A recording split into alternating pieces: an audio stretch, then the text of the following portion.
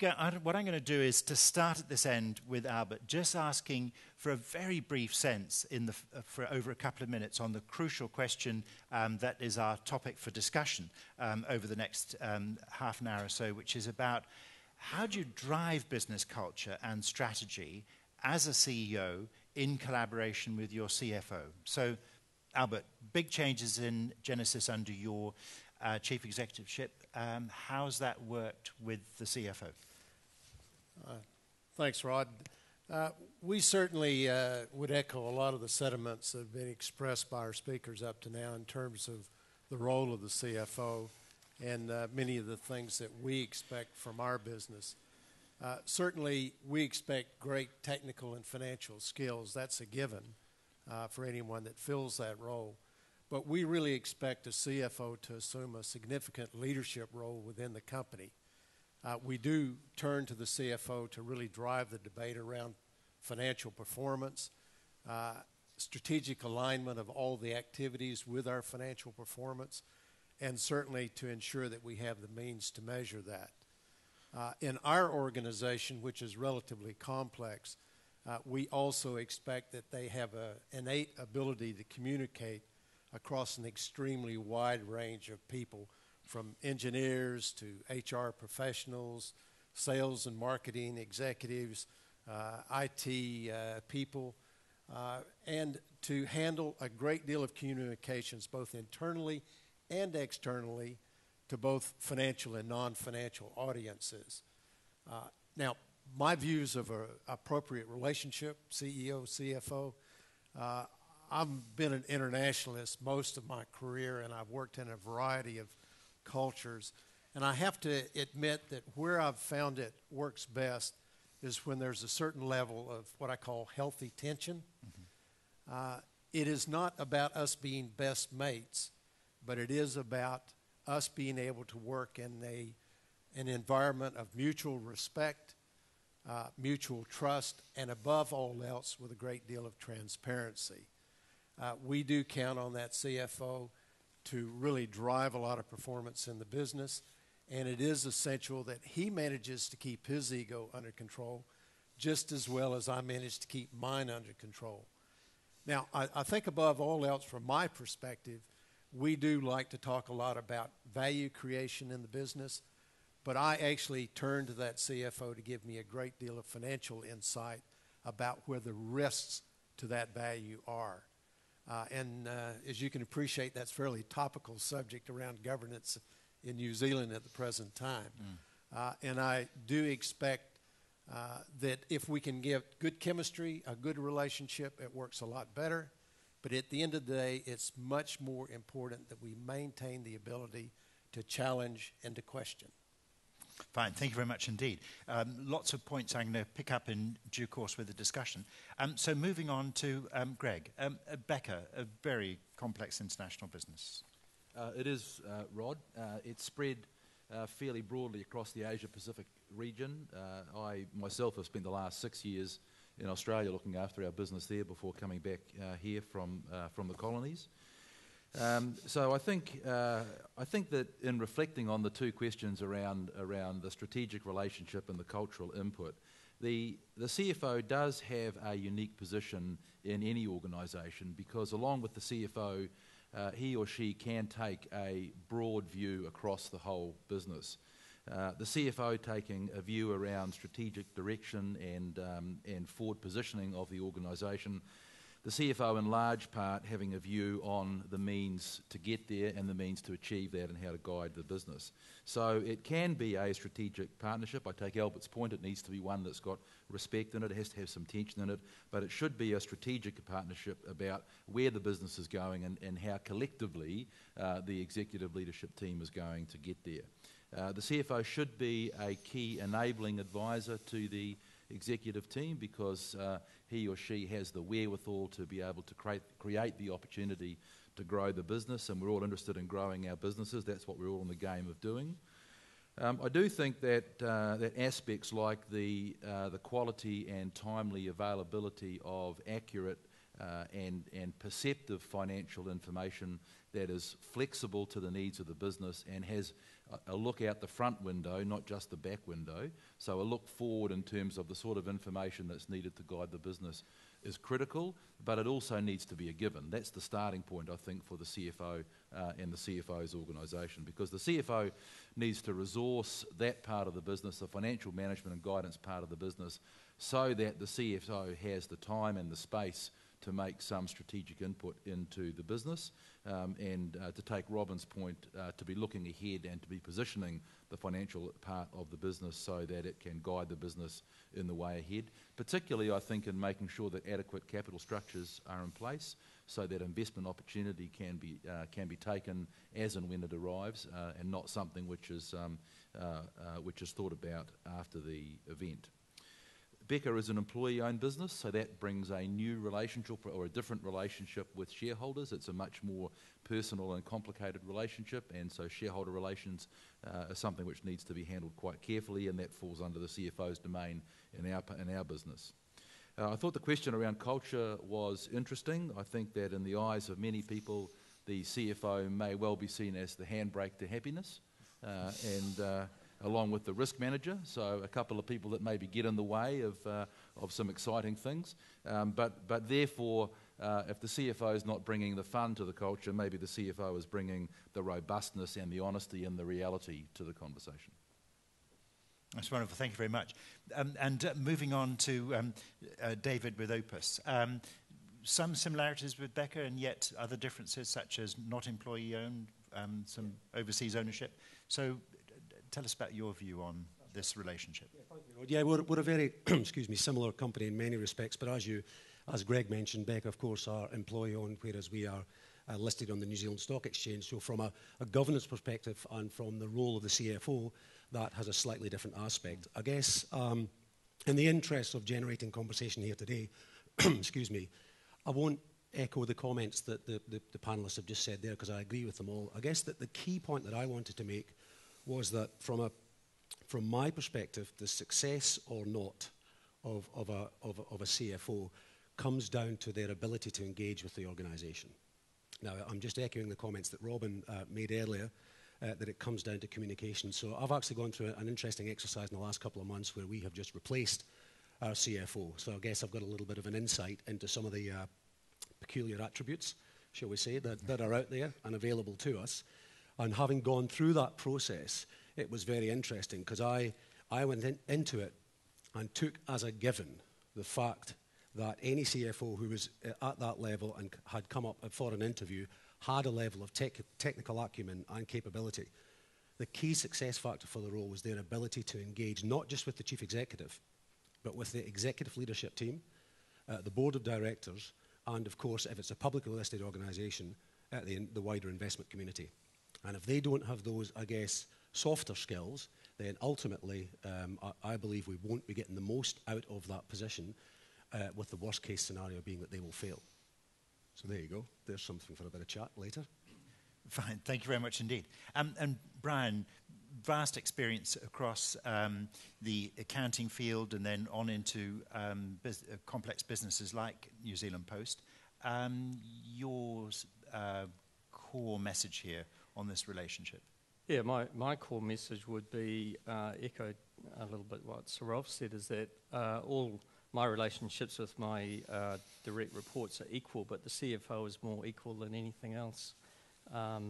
Given the challenges that we've got, effectively nothing happens in our group without his and my agreement. So while that may control some things, it's fundamental to the success of every business that the financial dimensions are fully understood. So I look to Mark, and he has the dilemma that I was an accountant as well, not very good. So, we look to him as a leadership team, and I look to him as the CEO, to drive a lot of our strategy around, is it affordable? Is it doable? What's our balance sheet management?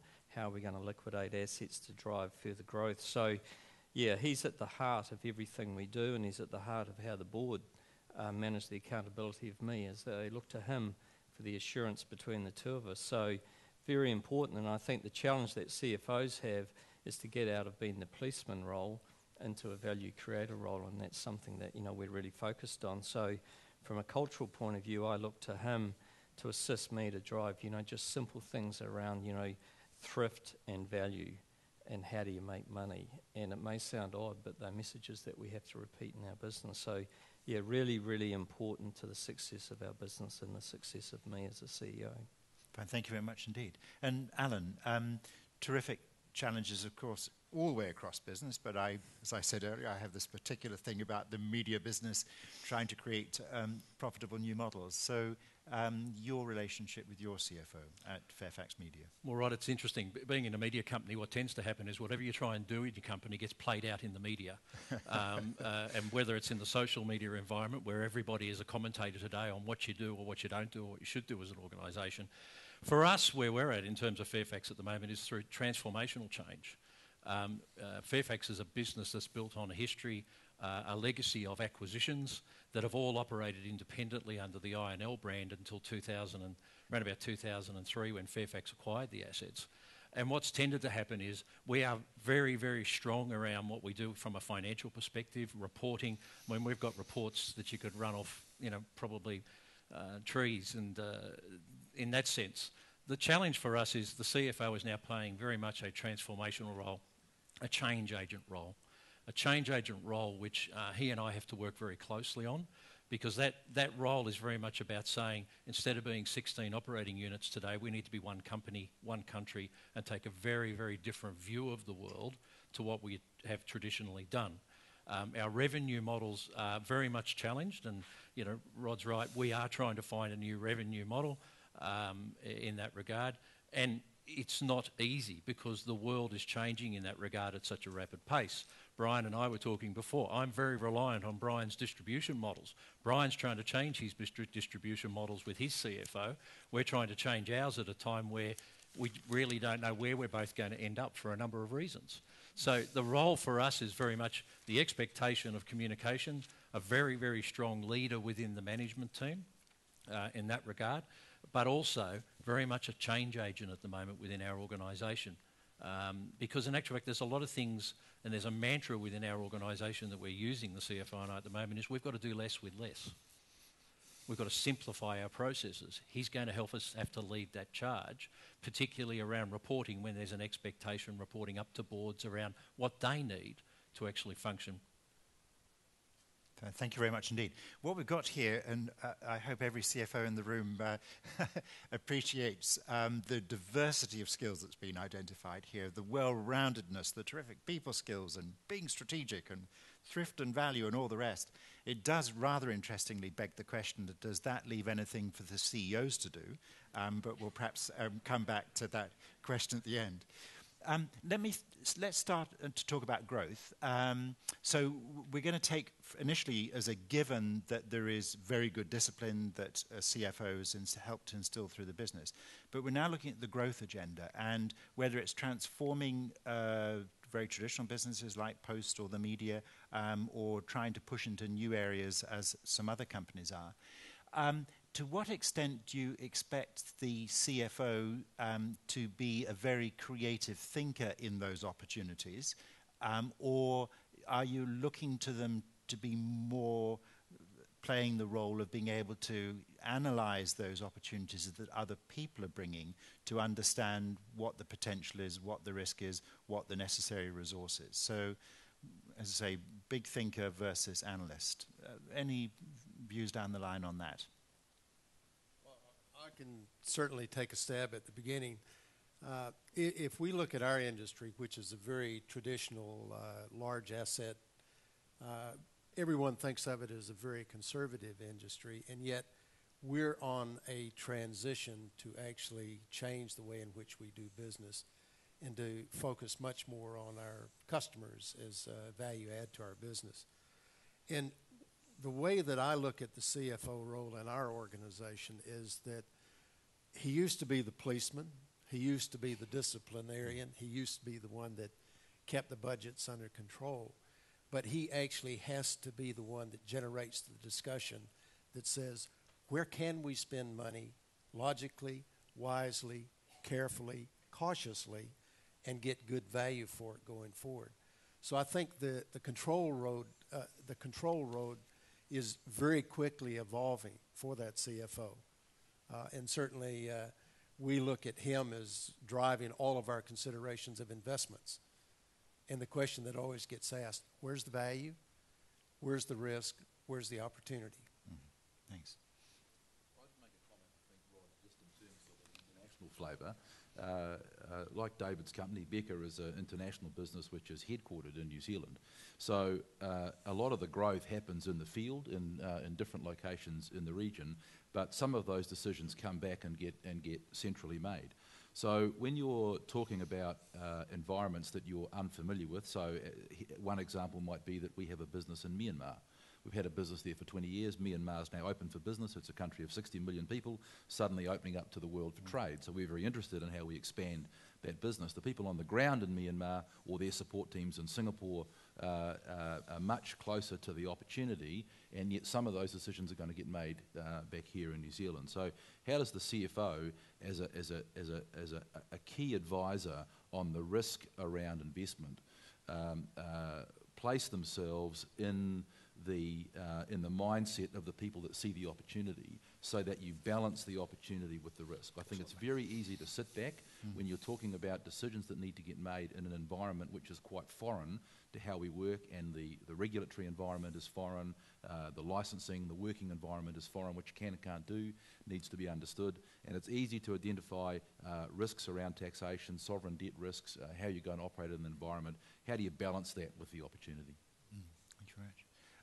Any further thought about the extent to which you're actually looking to CFOs to contribute some of those big ideas on strategy versus just analysing those that come down the pike? Look, certainly in our business, the CFO has a key accountability, like everyone else in the leadership team, to define the strategy, which is, what's going to happen 2 years out, 5 years out. And, they have to be able to play the near-term cash management game, because everyone's got duality in their role, but it's fundamental to the success, I think, of the CFO as a human being, that they have the opportunity to contribute to the strategy, and they should be at the heart of the strategy. Let me move on to a topic that Robin challenged us with at the end, which was about being ahead of the game. We've come through the most extraordinary period of dramatic shift, great turbulence through the global financial crisis and its aftermath. Volatility is increased. It's probably a permanent state. So what are some of the big things that each of you have on your mind as you and your CFO sit down and think about those, how you will be ahead of the game over the next 2 or 3 years? What are some of the key things you're looking at? Yep. The big challenge we have is and the CFO, we talk about it all the time, we have to accept the fact that the world's changed. And it's very, very hard in an organisation with 2,500 people in it to get them to accept that the world has actually changed. And in actual fact, our revenues actually aren't in a growth phase. They're actually in a declining phase. As a CEO, I often say to staff, you need to accept that our print side of our business is in decline. Now, they see that as a negative. The CFO and I are trying to balance that mindset around what you do from a revenue perspective, because digital is seen as the growth area. Yet where is the new model for digital at the end of the day? I'm actually encouraging our CFO to be quite experimental in that regard. There's a lot of times he will challenge me around that. One of the great benefits we find of doing this is that I'm actually based in Auckland, he's based in Wellington. We don't have that traditional CEO-CFO relationship where we can walk into the office next to each other.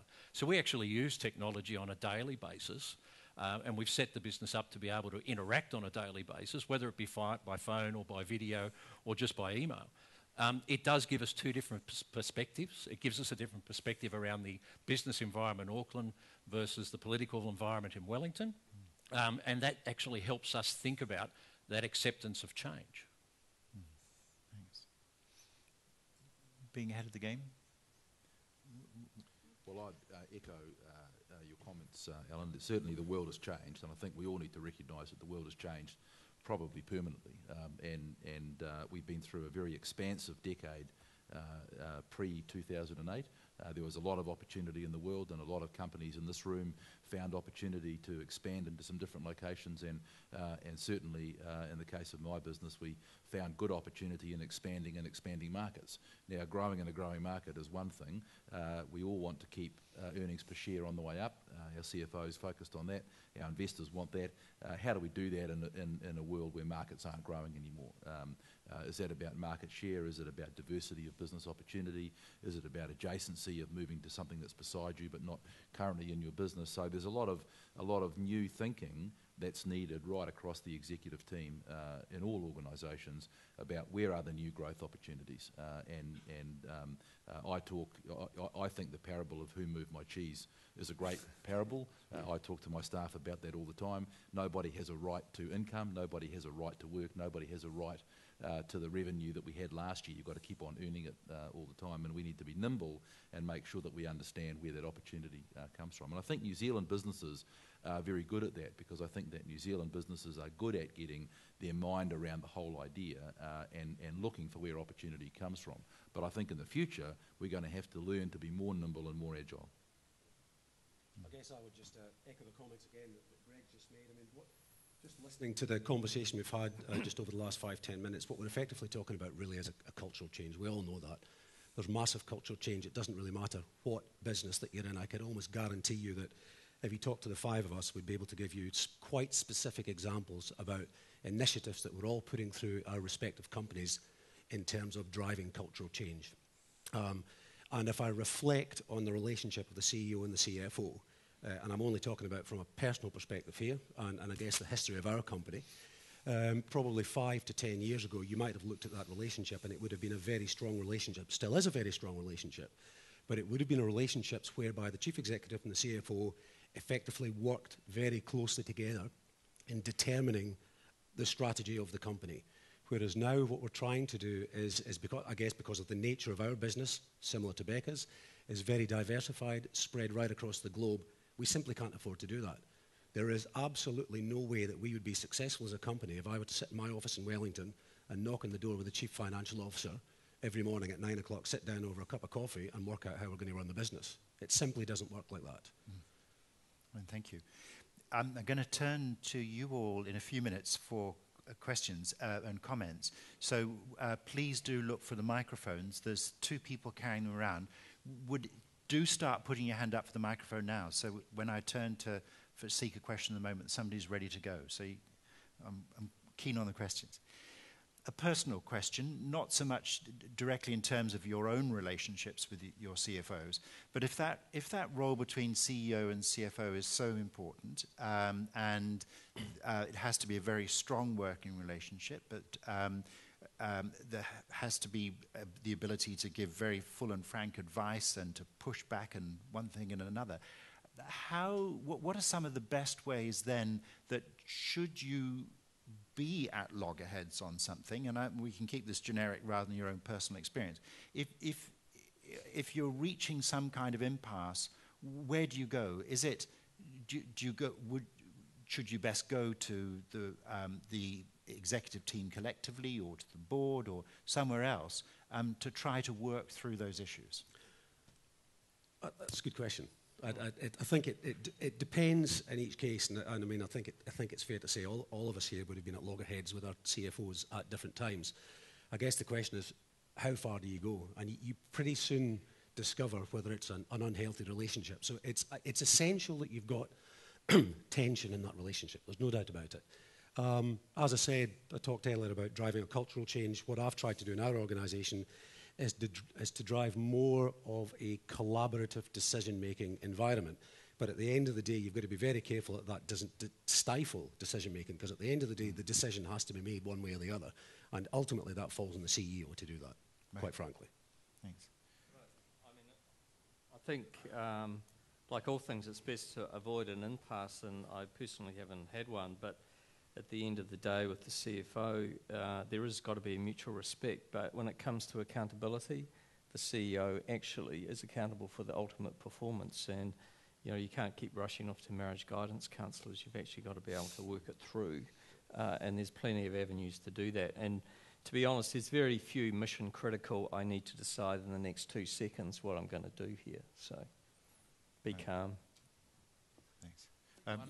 One aspect there which is important is that a lot of financial information and a lot of information which lives around the world of the CFO, is looking at the back window.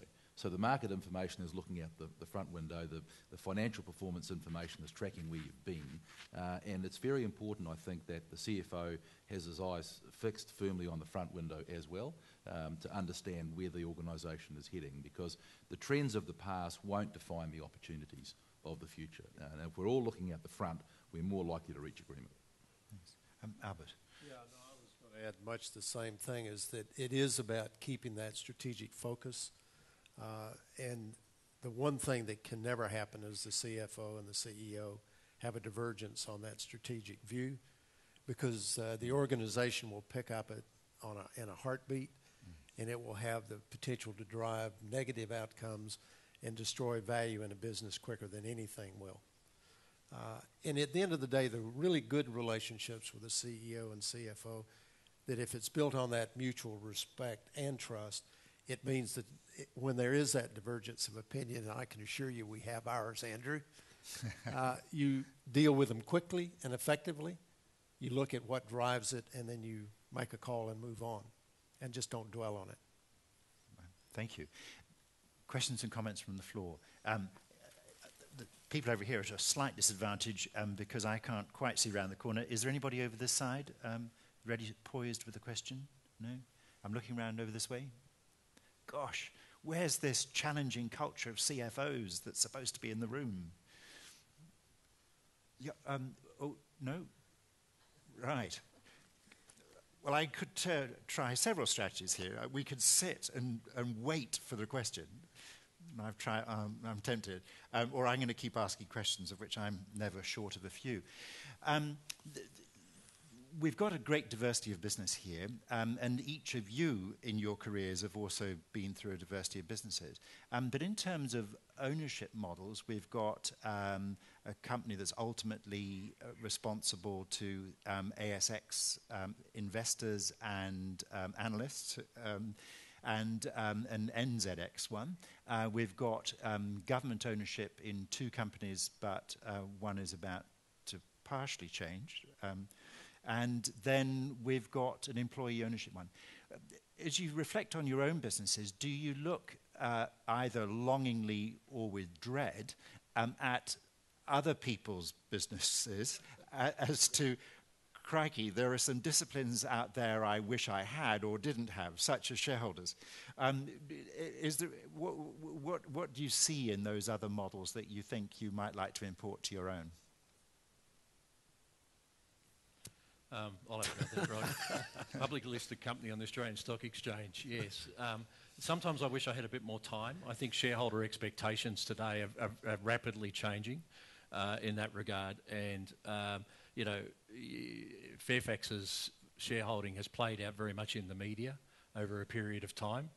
It's a dilemma for us within the organisation on occasions because we've had a number of high-profile individuals who have an expectation that we can move this big ship at a very rapid pace in a market that's changing, and you can't in that regard. And, I've often thought that, I'd like a bit, we need a bit of time to actually get our strategy in place, get the momentum going, get runs on the board, but you've constantly got this shareholder focus around what you want to achieve in that regard. But I then look at Brian's business and go, well, government owned, he's trying to make change as well, and there's probably the same expectation from the government around the speed at which Brian needs to make change.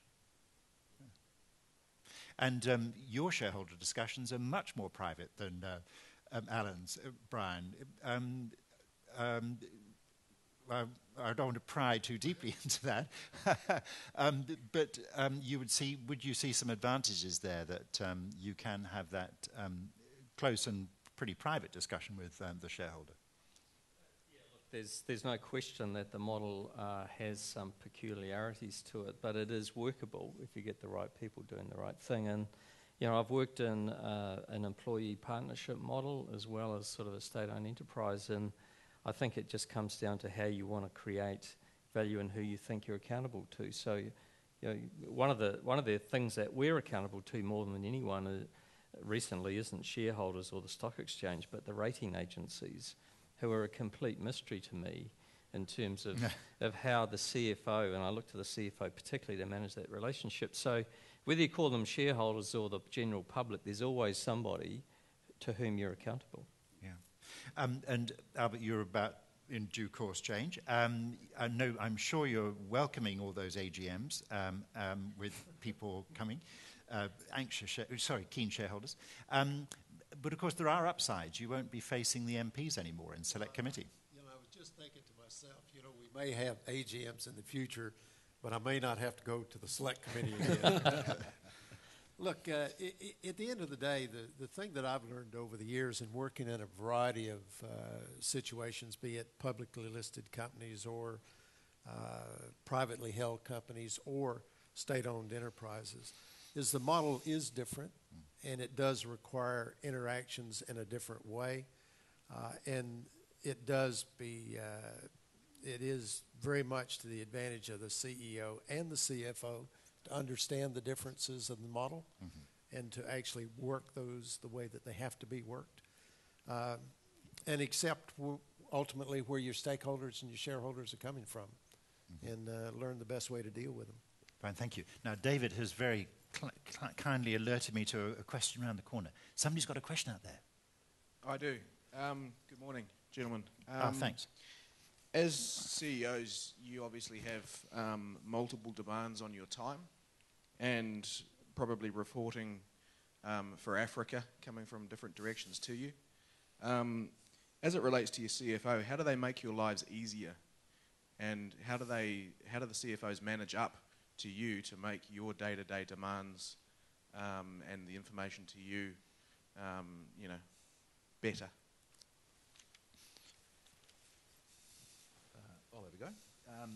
Look, I think my comment before is that information needs to be timely, it needs to be mission critical, it needs to be forward-facing, and therefore the processes of gathering that information, in our case, across a number of geographies, across a number of different reporting entities, coming together needs to be sufficiently quick that you get information that's timely, that's relevant to the marketplace, that allows you to make decisions.